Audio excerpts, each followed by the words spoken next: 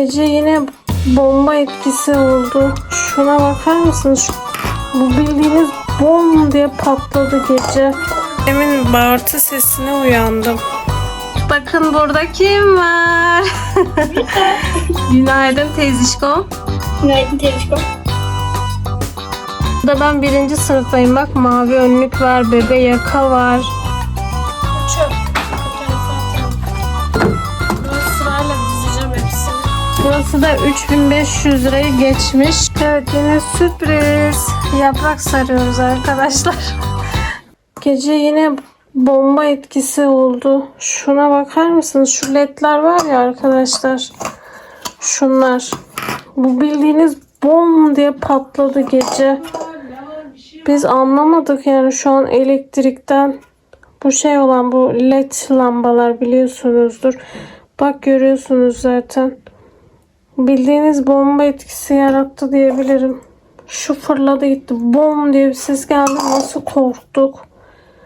Ama şu an aşağıdan sigorta atmıştı. Buradaki sigortaları tekrar kapattık açtık. Geri geldi de ben hayatımda ilk defa böyle bir şey görüyorum. Bomba etkisi gibiydi yani. Gerçi bunlar çok kaliteli değil herhalde bilmiyorum.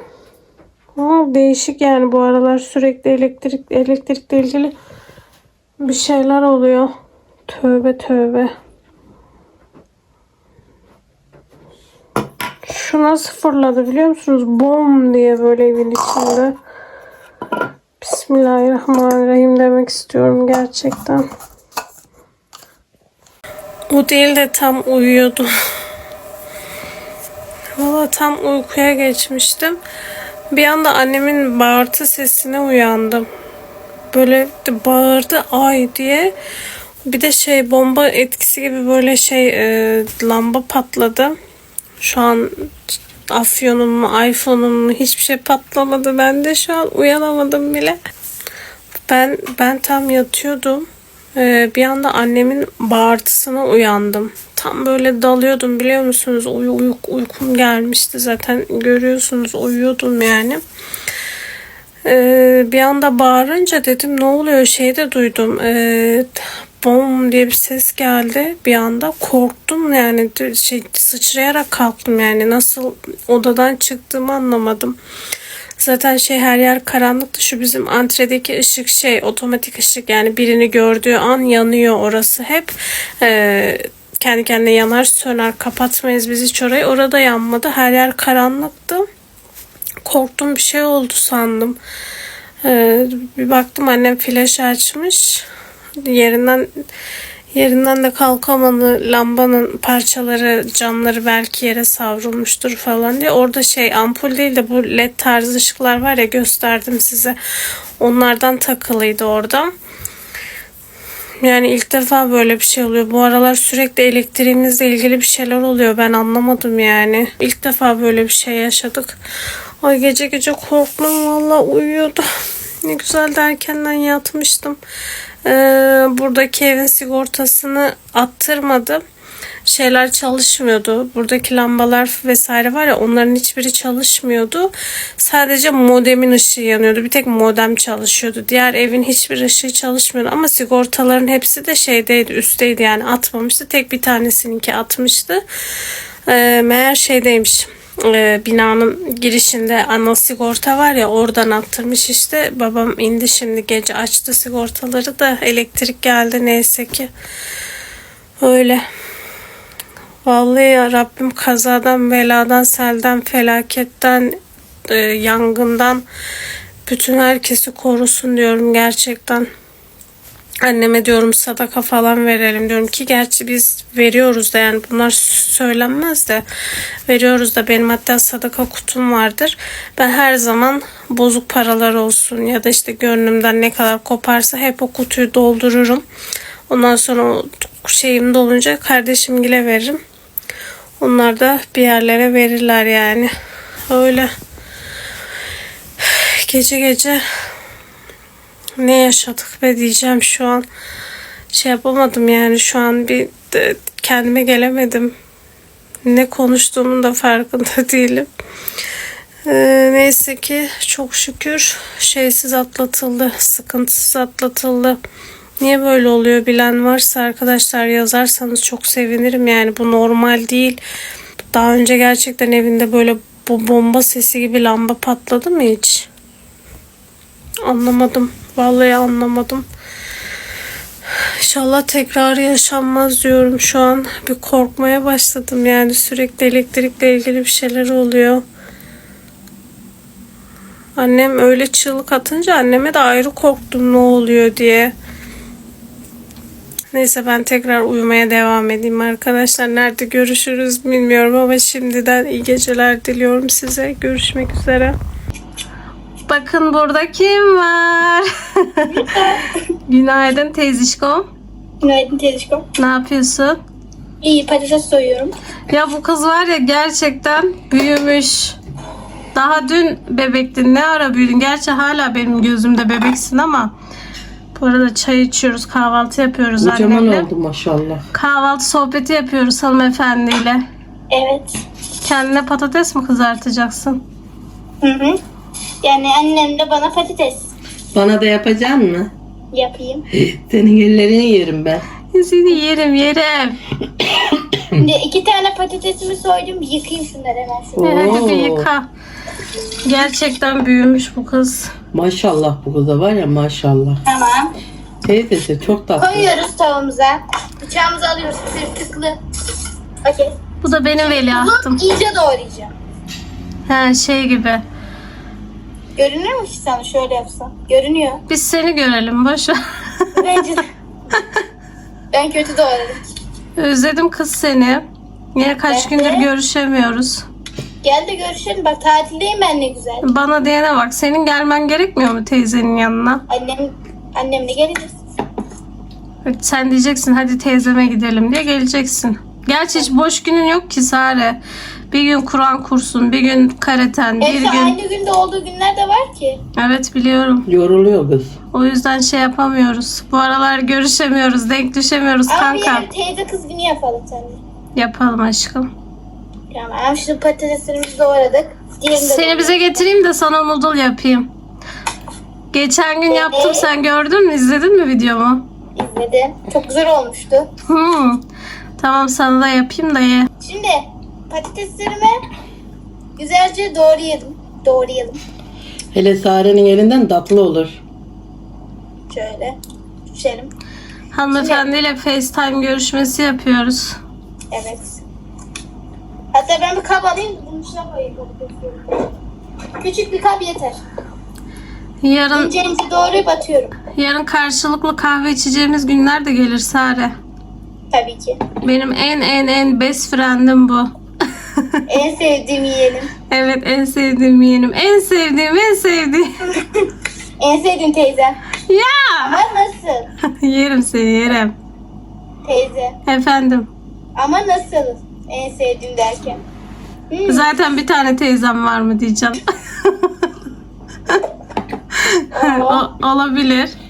O bal kaymak. Değil mi kızım? Bir tane daha olsaydı da yine en sevdiğim sen olurdun.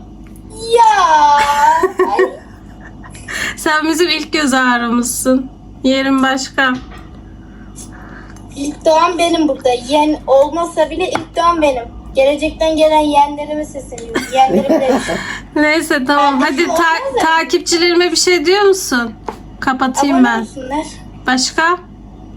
Like atsınlar. Evet beğeni yorum hepsini Abone yapsınlar. olmayı Hepsini unutmasınlar. yapsınlar. Aynen öyle.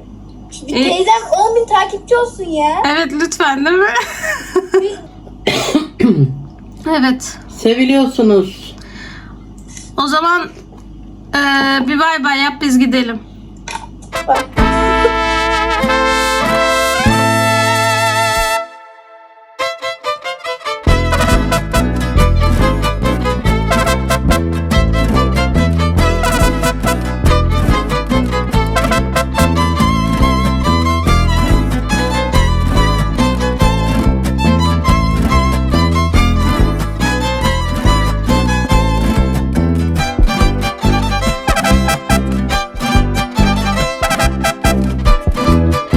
Şimdi tozları alıyordum da Annem şu camın kenarına Sare'yle beni yapıştırmış.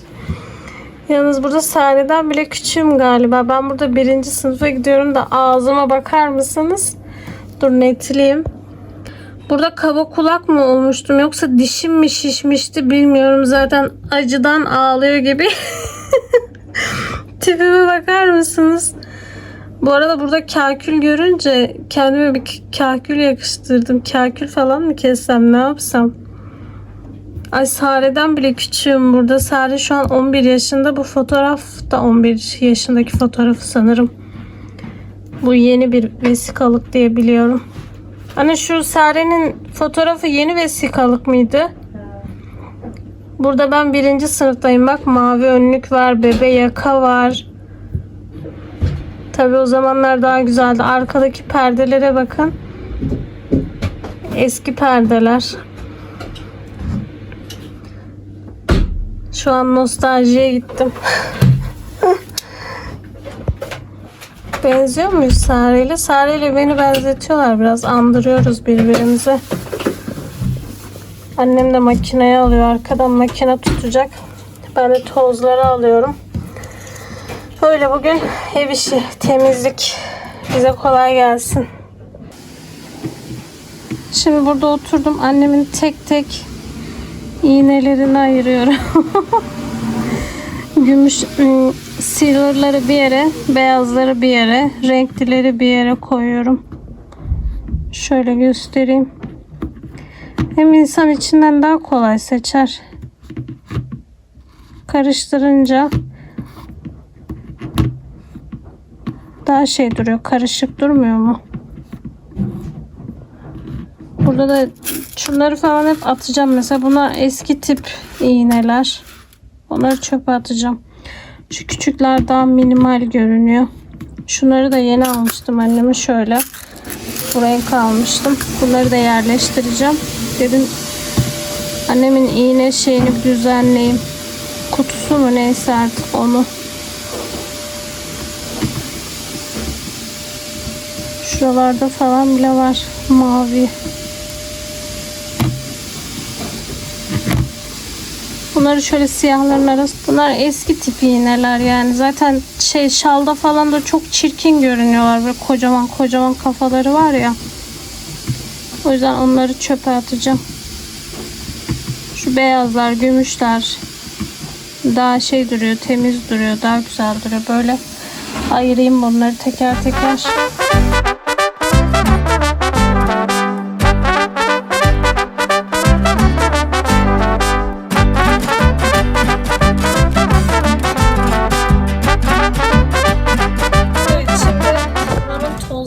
Da aldım arkadaşlar.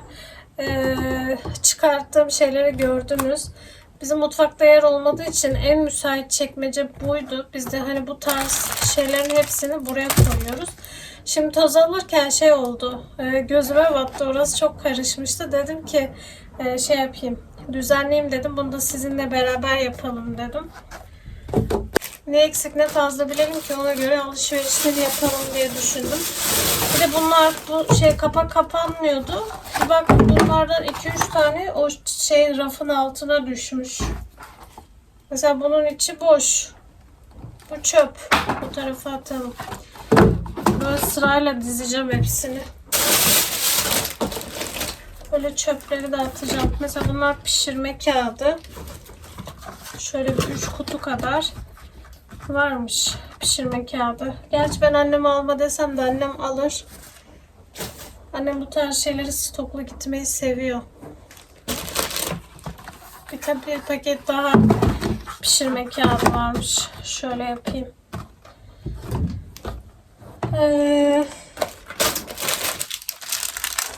Mesela burada buzdolabı poşeti var.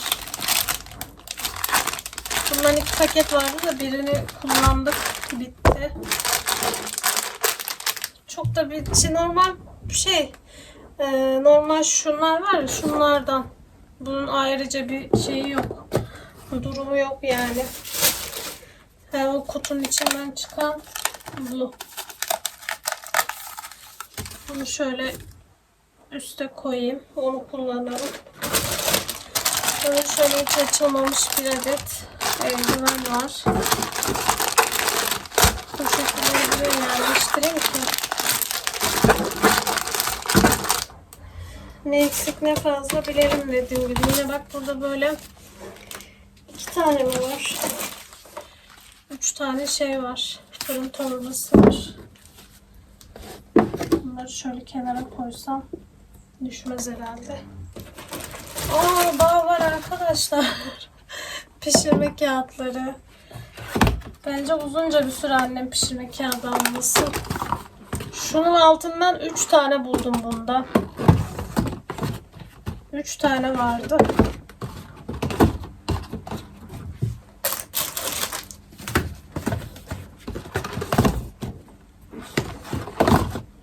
Şöyle dursun. Diğeri nerede? Bu neydi bunun? Nitril eldivenli. Bu babamın galiba. Bunun burada ne işi var ki?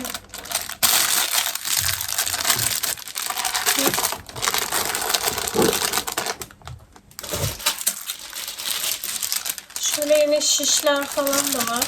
Bunları da şuraya koyayım. Düzenli dursun ki ne aradığımızı bulabilelim.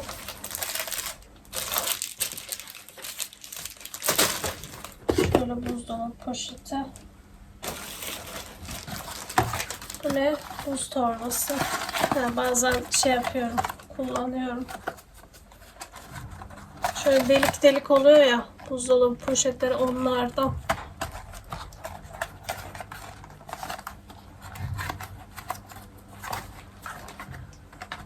Ama böyle sığmaz.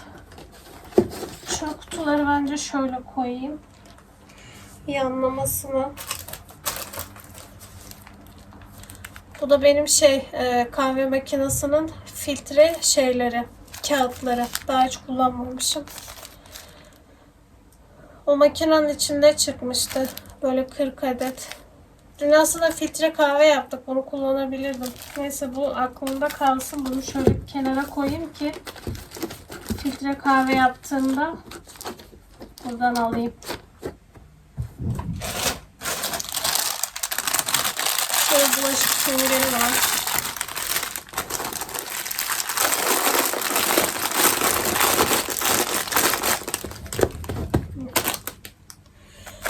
Burada yine bir paket daha bulaşık süngeri var. Ya da ben onları şöyle bence bunları buradan alayım. Çünkü bunlar her zaman kullanılmıyor ya. Bir de böyle var. Renkli. Bunlar güzel değil ama ya. Bunların ömrü çok kısa sürüyor. Ama şunlar daha uzun. Bunlar daha çok köpürüyor.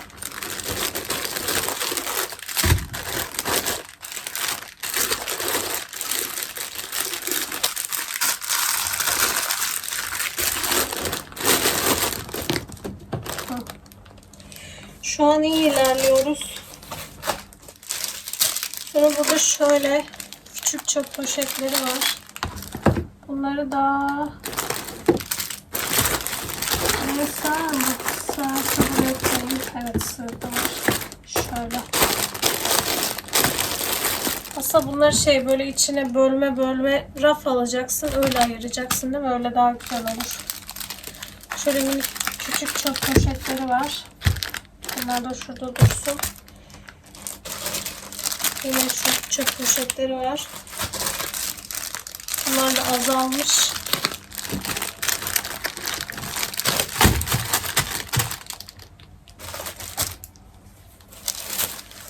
Bu da var. Bunlar burada mı dursa? Bunları da mı koysam? Çünkü bunlar çok yer kaplamadı mı? Şöyle bir diklemesini koysam.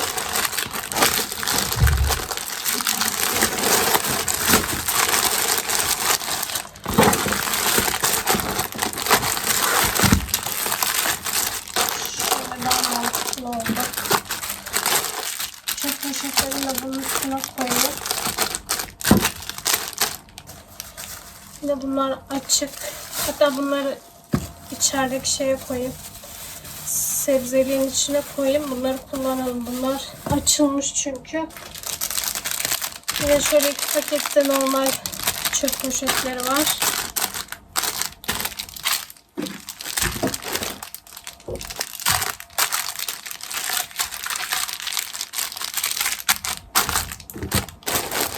Sanırım böyle daha iyi oldu. Daha düzenli duruyor. Burada bir adet beyaz mumumuz var.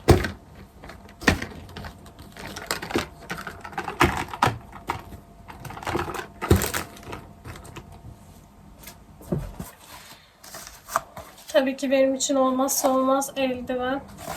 Bunlar annem medium almış. Bir dahakine söyleyeceğim small alsın. Bunlar bana büyük geliyorlar çünkü. Bunları kullanıyorum. Şöyle bir plastik bardak, o da şurada dursun.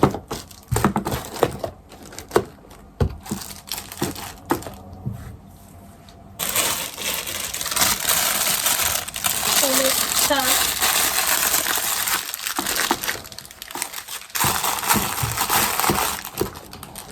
Şu an daha güzel görünmedi mi?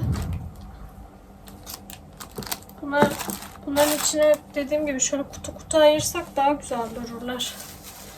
Bak bir tane daha açılmış. Bu da burada dursun. Bu da damacana kaldırma aparatı. Biz damacana kullanmıyoruz. Bizde bu niye var bilmiyorum. Şurada dursun. Bunlar da yine az kalıp açılmış herhalde.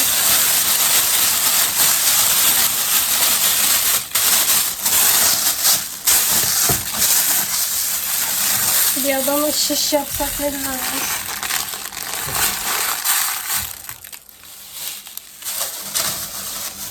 Yine burada da adama şişler var.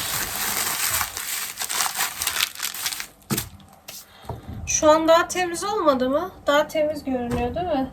Eksik olarak ne var? Çok da bir eksiğimiz yok. Belki bir şunlar çok kullanılıyor ya. Sizde de öyle mi bilmiyorum ama bizim evde buzdolabı poşeti çok kullanılıyor. Aşırı gidiyor yani. Her şeyi streç yok mesela. Alüminyum folyo yok, streç yok. Şurada da bir tane bez kalmış. Mutfak bezimiz de yok. Ben bunları normalde sevmiyorum. Böyle bir paket vardı. Bunları kullanıyoruz ama ben şeyleri çok seviyorum. Böyle mutfak bezleri var ya, biliyorsunuzdur. Onlar daha güzel. Bunlar çok çabuk yıpranıyorlar. Güzel değil yani.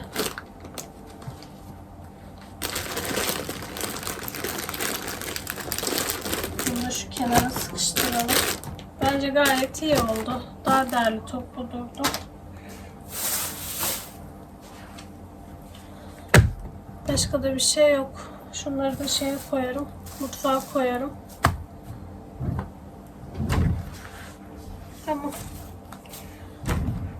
Bugün burayı hallettik. İyi oldu. Güzel oldu. Bir de şu şuradaki görünüyor mu? Bak şu aradaki dolap var ya. O dolabın orada şeyler var. Yemek takımları var. Alt tarafında baharatlık bakliyatlar falan var. Gösteremiyorum. Hangisi şurası? Şu dolap. Hayır, o dolap değil. O dolap. Bu dolapmış.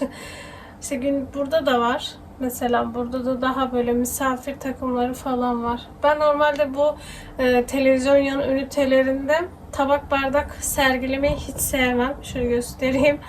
Ama işte anneler seviyor. Ben sevmiyorum. Mesela ben oraya dekoratif süsler, ne bileyim böyle bir ledler vesaire bir şeyler koyardım. Neyse. Anne ben ne zaman böyle desem annem şey diyor. Git kendi evine yap falan diyor. Ben de bir şey diyemiyorum. Neyse, burası böyle arkadaşlar. Güzel oldu bence. Gayet temiz görünüyor. Evet, yine sürpriz yaprak sarıyoruz arkadaşlar. Bizim evde bol bol yaprak sarması görebilirsiniz. Şimdi annem oradan atlayacak. En çok sen. En çok sen yiyorsun ya, yalan mı? Şimdi annemi gösteremiyorum. Başı kapalı değil. Ya en çok siz yiyorsun. Tamam yiyorum da yani. Taze yaprağı ne zaman Herhalde aldın bir daha? 2-3 kere yaprak mı saralım? Son yaprak zaten. Şunlar biraz büyük de neredeydi küçük? Bak şunlar falan hep küçük küçük. Minik Bitti minik zaten. uğraştırıyor. Bak böyle bir leğen dolusu sardık. Şu kadar falan kaldı. Bu da iç. Dolma biber var mıydı evde? Dolma biberi yapmayacağız şimdi. Varsa kalan içi dolduralım diye diyorum. Kalır iç çünkü. Kalsın, sıkıntı değil. Neyse böyle yaprak sarıyoruz arkadaşlar. Vallahi Vallahi en sonunda ben sardım. sıkıldım şimdiden. Sardığı 4-5 tane yaprak. Yalan. Yalan. En çoğunu ben sarıyorum. Ben sıkılmıyorum. Ama niyeyse siz sıkılıyorsunuz. Yerken de siz yiyorsunuz. Ben böyle ince işçilikli iş yapmayı sevmiyorum. Bunu bir saat böyle yani bir de saatlerini alıyor baksana. Yani şunun hepsi Yapılmadan yenmiyor. en az bir saat falan sürdü herhalde. Ne bir saati? Kaç saat? Saat şu an kaç biliyor musun? 4.30'a geliyor. 3'e geliyor. Yok. 3 Kaç değil saat? 4.30 diyorum işte. Bir saat falan geçti. Bitti zaten. Ben o ara video editliyordum. Annem sarana kadar. Sonrası videom bitti. Geldim şimdi yardım ediyorum da. Daha bir yemek yok. Bir yarım saattir falan sarıyorum da daha şimdi açtım videoyu. En çoğunu ben sardım vallahi. Sen sardın bir şey demiyorum işte söylüyorum. Şurada az bir şey kalmış. Bu da yarım saat almaz zaten. Neyse böyle video çekerek bu yapraklar bitmez arkadaşlar. Şunları bitirelim. Yine konuşuruz. Evet bak sardığımızdan 2 tencere yaprak çıktı. Annem böyle tencereyle koyuyor çünkü büyük bir derin dondurucumuz olduğu için hani bir de onu tekrar kaptan çıkar tekrar tencereye diz yapmıyor. Direkt bunun üzerine soğuk suyu koyuyorum pişiriyor. Şu bir küçüğü bu da onun bir büyüğü yani şöyle 2 tencere yaprak sarması sardık. Bir de annem vişne almıştı ya. Şimdi annem yine market alışverişi yapmışlar. Yerleştiriyordu dedim yerleştirmeden annem göstersin bu sefer. Hani gel göster. Neler almışız. Bunu BİM'den almış. Ne kadardı ki bunun fiyatı? Bu Tabii 100 alışveriş lira. ne kadar? Toplam. Neyse onu babamdan öğreniriz. Fotoğrafını attım herhalde. Şu erik. Erik almışlar. Şöyle fiyatı 72 lira 27 Bu da kuruş. üzüm. Bu da değişik üzüm. Bu da 67 lira 69 kuruş. 1 kiloya yakın. Şöyle. Bu da siyah üzüm. Siyah üzüm. Bu da şöyle siyah. 77 lira 27 kuruş. Sarı kiraz mı? Ha, beyaz kiraz almış. Bu Beyaz da 95 lira 29 kuruş. Bir 72 tane de lira. ananas almışlar. Bunu. 2 tane maydanoz. Şurada da bir poşet var. Bu sefer meyve ağırlıklı. Gimsa'dan mı yaptınız alışverişi? Aha. Bu kayısı. Fiyatını söyle sen. 96 Şöyle. 32 lira. Bu kiraz 85 84. Bu böylece pişme. Buzluğa atacağım pişneyi de. bak 437 pişne. lira. Bunun kilosu ne kadarmış? Şöyle 3,5 kiloya yakın 437 lira tutmuş arkadaşlar. Şöyle vişneler. Vişne suyunu da severim. Salatalık 7 liraydı bu. Şöyle salatalık 19.98 tutmuş. Aldım. Kabak aldım, böyle biraz bol aldım. Yazın iyi oluyor. Kabak da 70 70 lira. liralık.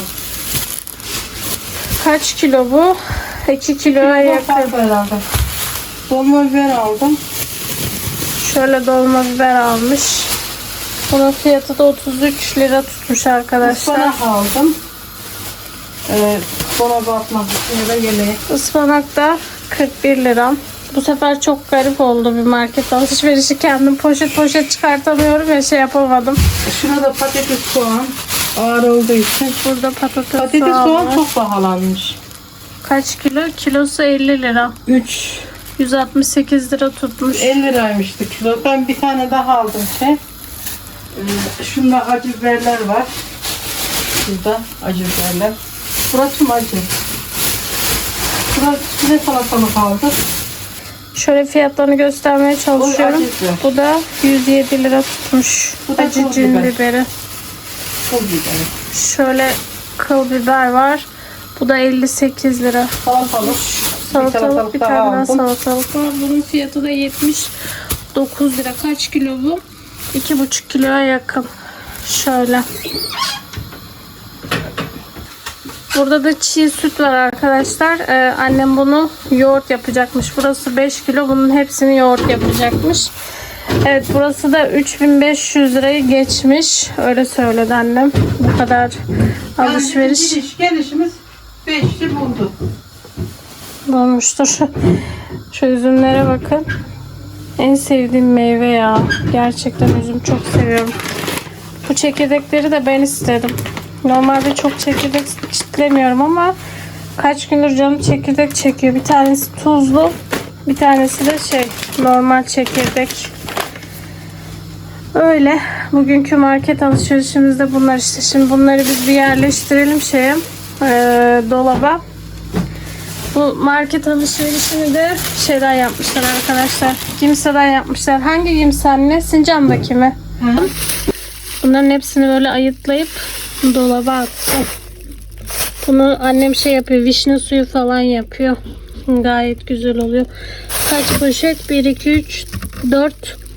Sanırım şöyle 5 poşet vişne ayıtlamış. Öyle. Bu da bitti sonunda. Aslında ben anneme diyorum. Böyle küçük küçük saklama kapları var ya. Onlardan alıp böyle raf dizersek hani böyle değil de daha düzenli durur değil mi? Burada mesela ne? Yaprakta bunu niye böyle az koymuş bilmiyorum. Şurada bezelye var. Öyle. Şunun altında kıyma var herhalde. Evet, orada kıyma var vesaire var. Yine burası buzlanmış. Orayı boşaltınca annem buzunu temizliyor. Tekrar geri çalıştırıyor da yani derin dondurucuda buz oluyor. Neyse. Evet. Bugünkü yaprak sarmalarımız da bitti çok şükür. Şimdi ben yine shaker'lara bakıyorum. Bu English Home aklımda kaldı. Bak, bu 500 voltmuş.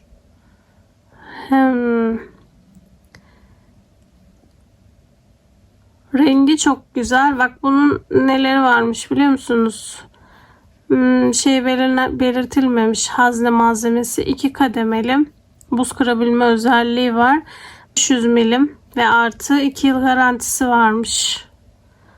Bu beyaz olan. Şu laciverti de çok beğenmiştim. Ama sanırım teknoloji ürününde daha böyle teknoloji satan mağazalara yönelmemiz gerekiyormuş galiba. Öyle söylendi bana. Bunun da yine 2 yıl garantisi varmış. 500 milim buz kırabilme özelliği falan varmış. Bu da yine aynısı. Bir de ben şunu gördüm. Arzum markası. Hatta fiyatına bakın. 1600 liraya düşmüş. Bunun fiyatı da 2000 lira. Neredeyse arada 400 lira fark var. Yani farkından ziyade ben iyi de olsun istiyorum. Hani 2-3 kere yapıp makine hemen cortlamasın yani. Bu mesela bak, bunun buz kırabilme özelliği var. Ayrıyeten şişesi var böyle yanında. Şöyle göstereyim. Bunun rengi siyah. Normalde siyah düşünmüyordum. Sonra vazgeçtim. Galiba alırsam böyle koyu renklerde bir şey alacağım. Çünkü beyaz aldığınızda bir süre sonra sararıyor ve kirlenmeye daha müsait oluyor ya. Şuna da baktım. Bu da tek taşınabilir şişe buz kırma özellikli diyor şöyle. 550 wattmış ve 550 milim. Buz kırma özelliği de var. Bu da yine 2 yıl garantisi var. Bir kademesi varmış. Buz kırabilme özelliği var diyor. Bilmiyorum. Sanırım Arzum markası alacağım diye düşünüyorum. Bunu kafamdan eledim gibi. Görsel olarak çok güzel görünüyordu ama teknolojik olarak bilemedim. Yine siz de fikriniz varsa söylerseniz sevinirim. Ama sanırım Arzum'a yöneleceğim. Başka markalara da baktım. Şu an Arzum bana daha şey geldi. Cazibeli geldi. Bunun fiyatı 1600 liraya düşmüş. Son 10 günün düşük fiyatı. Bu 600 voltmuş. Bak 570 milim, bu daha şeymiş. Büyükmüş arkadaşlar hazne olarak. 400 milim de şişe. Şöyle bir iki tane fotoğraflarına bakalım mı? Mesela yorum yazmış. Çalışmasında bir problem yoktu. Korunaklıydı diyor. Elime sağlam ulaştı. Sorunsuz teslim. Çok beğendim. İyi çalışıyor. Ürün güzel çalışıyor. Buz kırma denedim. Oldu diyor.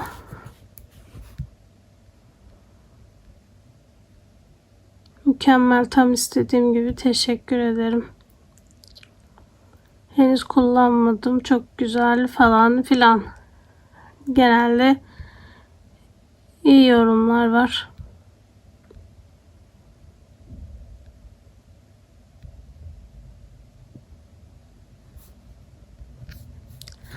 Öyle arkadaşlar. Sanırım bunu favorilerime aldım şimdi.